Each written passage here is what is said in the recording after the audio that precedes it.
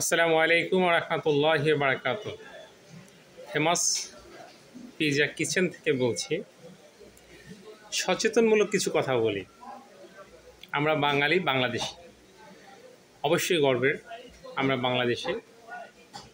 পৃথিবীর যে কোনো দেশেই আমাদের ভাষার একটা মর্যাদা আছে। কিন্তু দুঃখজনক হলেও সত্য, আমরা বাঙালি, আমাদের দেশে আমরা যারা আছি, আমরা বাংলা বলতে লজ্জাবোধ করি। বিশেষ করে আমাদের প্রত্যেকের অঞ্চলভিত্তিক কিছু আঞ্চলিক ভাষা রয়েছে। আমরা এই ভাষাগুলো খুব একটা ব্যবহার করি না। এটা আসলে আমাদের দুর্বলতা, আমাদের ব্যর্থতা। আমি বরিশাল অঞ্চলের মানুষ, পটুয়াখালী বাড়ি আমার। শুদ্ধ করে বলতে পারাটাই হচ্ছে যেন আমাদের একটা আর্ট। তবে আমি মনে করি অঞ্চল ভেদে আমাদের আঞ্চলিক ভাষাগুলো ব্যবহার করা উচিত। বরিশালের ভাষা খুবই মধুর, খুবই মিষ্টি, খুবই চমৎকার। কিন্তু আমি আজকে সে বিষয়ে যাচ্ছি না। আমি যেটা বলতে চাচ্ছি, গতকাল আমাদের বিশ্ব ইজতেমার শুরু হয়েছিল এবং জুমার নামাজ কালকে বিশাল বড় একটা জামাত হয়েছে, জুমার নামাজ হয়েছে। তো আমরা আলহামদুলিল্লাহ ইজতেমার মাঠে, যেহেতু আমরা এখানে মোটামুটি একটা দায়িত্বে থাকি, সেই হিসেবে আমি নামাজ পড়েছিলাম আমাদের কামারপাড়া পয়েন্টে, ইজতেমা মাঠের একটা অংশ। তো আমার একটা অভ্যাস হচ্ছে, আমি কোথাও গেলে সাথে করে একটা ছোটো পানির বোতল নিয়ে যাই। এটা আমার সাথে রাখার চেষ্টা করি, প্রয়োজনে হয়তো বা একটু গলা ভিজিয়ে নিলাম। তো আমি যেটা বলতে চাচ্ছি যে, এক ভাই মুসল্লি, আলহামদুলিল্লাহ সবাই যেহেতু আল্লাহর উদ্দেশ্যে আসছি, উনি পানির বোতলটা চাইলেন, দিলাম। কিন্তু ব্যাপার হচ্ছে উনি ডক ডক করে পানির অর্ধেক বোতলটাই খেয়ে ফেললেন।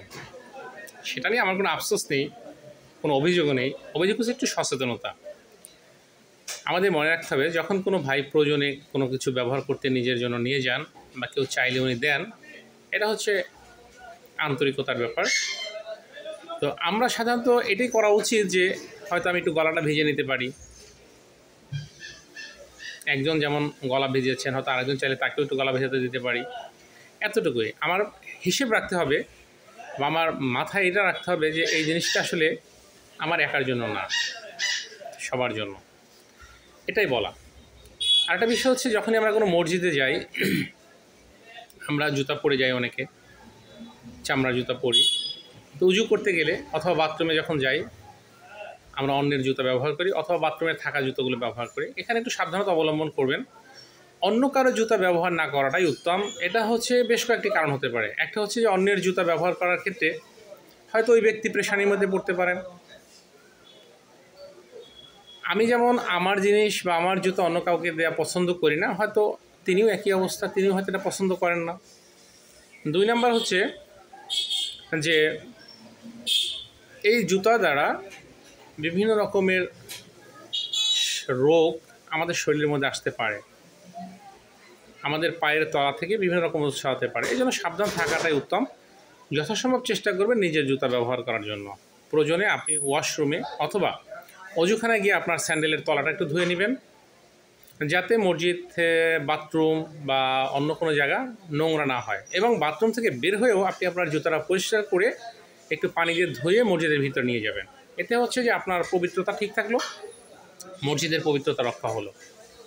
একইভাবে যখন আমরা মসজিদে ঢুকি, বিশেষ করে জুমার নামাজে অথবা যে কোনো নামাজের ক্ষেত্রে আমরা মসজিদে যখন প্রবেশ করি, আপনি আপনার জুতার তলাটা পরিষ্কার করে নেবেন। আপনার জুতাটাকে আপনি যখন পরিষ্কার করে নেবেন, আপনার নিজের কাছেই ভালো লাগবে। আপনি জুতাটা নিয়ে একদম মসজিদের ভিতরে যেতে পারলেন।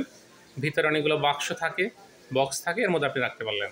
আর যখন আপনার জুতার নিচে ময়লা থাকবে, সেক্ষেত্রে মসজিদের ভিতরে বালু পড়তে পারে, আর নাপাকির একটা ব্যাপার থাকে, খেয়াল রাখবেন। আল্লাহ তাআলা আমাদেরকে সবাইকে বোঝার তৌফিক দান করেন। আসসালামু আলাইকুম।